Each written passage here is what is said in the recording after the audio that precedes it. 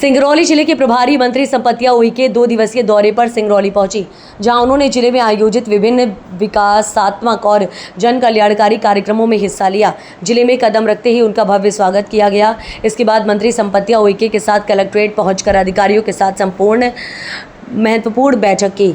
बैठक में उन्होंने जिले के विकास कार्यों, कानून व्यवस्था और जनहित की योजनाओं की समीक्षा की। मंत्री ने अधिकारियों को साफ निर्देश दिए कि किसी भी योजना में लापरवाही या देरी बर्दाश्त नहीं की जाएगी। पत्रकारों से बात करते हुए मंत्री संपत्तिया उइके ने सरकार की प्राथमिकताओं को गिनाया और कहा कि प्रदेश सरकार जनता की समस्याओं के समाधान को लेकर पूरी तरह संवेदनशील है।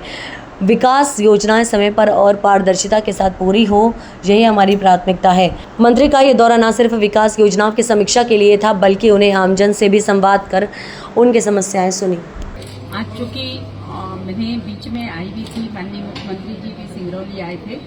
और बहुत अच्छा कार्यक्रम हुआ, उसके लिए बधाई। और रक्षाबंधन सावन की इस पवित्र मास की भी आप सब लोगों को बहुत शुभकामनाएं देती हूँ क्षेत्रवासियों को। और आज हम लोगों ने जिला मुख्यालय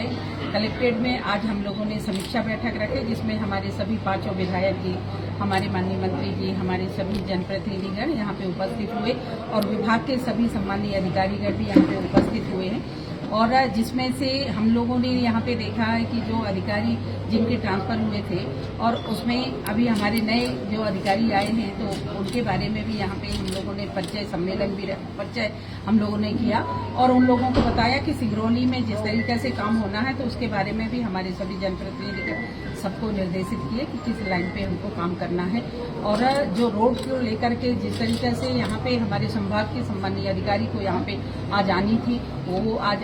अनुपस्थित रहे। उसमें हमारे MPRDC के अधिकारी यहाँ पे अनुपस्थित रहे, तो जिसके बारे में चूँकि रोड के मैटर पे लगातार आप सब लोगों की नॉलेज में भी ये बात है और पैसे भी उनके पास है, सारी चीजें हैं। और अभी टेंडर जो जिस तरीके से हुआ और वो रोड टूट रही, तो उसको लेकर के भी हम लोगों ने यहाँ समीक्षा बैठक में उसकी समीक्षा करते हुए उनको सम्मानीय कलेक्टर साहब को निर्देशित किए हैं कि वहाँ पे जो भी काम हो रहे हैं तो अच्छी गुणवत्ता से हो, उसके लिए भी अभी हम लोगों ने यहाँ पे चर्चा की। साथ में हम लोगों ने कृषि के क्षेत्र में, चूंकि अभी हमारे किसान बंधुओं के लिए पर्याप्त मात्रा में यूरिया मिले, उनको खाद मिले, समय पे उनको बीज मिले, इसके लिए भी हम लोगों ने विस्तार में चर्चा किया है। और यहाँ पे पर्याप्त मात्रा में कलेक्टर साहब ने बहुत अच्छी से व्यवस्था यूरिया का किया है, जिसपे आज हर सोसाइटी में आप देख पा रहे होंगे कि सभी सोसाइटी के माध्यम से किसानों को यूरिया दिए जा रहा है। और हमारे DAP भी यहाँ पे पर्याप्त मात्रा में है और कोशिश ये हमारी है, हमारे सभी जनप्रतिनिधियों की, प्रशासन की, कि जिस तरीके से हमारे किसान बंधु खेती करते हैं तो उस पर पर्याप्त मात्रा में उनको खाद मिले, उनको पर्याप्त मात्रा में अच्छी सुविधा दें। और उसके लिए अलग अलग सोसाइटीज के माध्यम से हम लोगों ने किसानों को दे रहे हैं। डबल लॉक के माध्यम से जिस तरीके से यदि कोई भाई यदि वो सोसाइटी के माध्यम से नहीं लेना चाहते हैं, तो उनको भी दो सेंटर ऐसे रखा गया है कि जहाँ पे वो नगद भी खाद खरीद सकते हैं। कुछ अधिकारियों को आपने कारण बताओ नोटिस जारी किया है। एक मिनट शकील भाई का रेवेन्यू देती है और DMF से आपका चूंकि नेतृत्व में सिंगरौली जिले का विकास को गति दी जा रही है, तो कहीं न कहीं आप प्रयास करेंगे कि और उसमें कुछ DMF का फंड सिंगरौली को मिले, ताकि हॉस्पिटल की बहुत बड़ी समस्या है, आए दिन यहाँ कमियां हो रही, कहीं न कहीं DMF के और जरूरत है पैसे की। भाई आपने बहुत अच्छा प्रश्न किया कि जिस तरीके से DMF फंड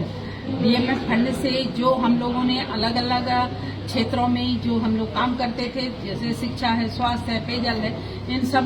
विषयों को लेकर के, पर यहाँ पे हम लोगों ने जो आज बैठक ली है, उस बैठक में सबसे पहले तो हम लोगों ने शहर के सौंदर्यीकरण के लिए भी हम लोगों ने बात किया है। और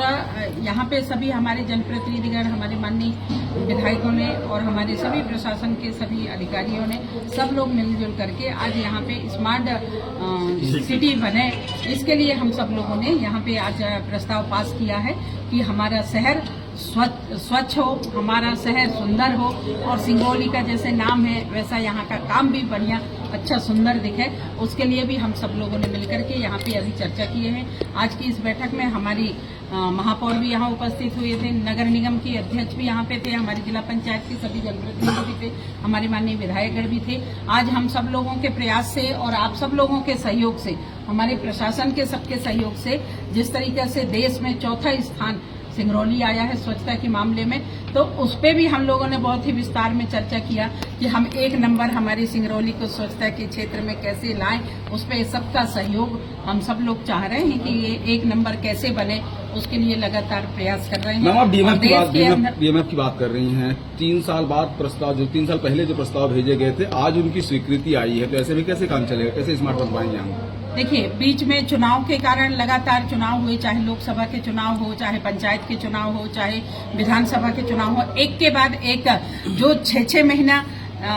के बीच में अंतराल में चुनाव हुए, नगर पालिका के चुनाव हुए, पंचायतों के चुनाव, फिर लोकसभा विधानसभा के चुनाव आए, विधानसभा के बाद लोकसभा के चुनाव आए, तो आप सब भी देख पा रहे होंगे कि लगातार चुनाव के कारण से, इसलिए देश के यशस्वी प्रधानमंत्री कहते हैं कि विकास में ये चुनाव बाधाएं आती हैं, इसलिए वन नेशन वन इलेक्शन, इसके लिए बार बार सभी जनता जनार्दन से अपील भी करते हैं कि विकास में ये चुनाव बाधा न बने। और बाईपास की बहुत जरूरत है,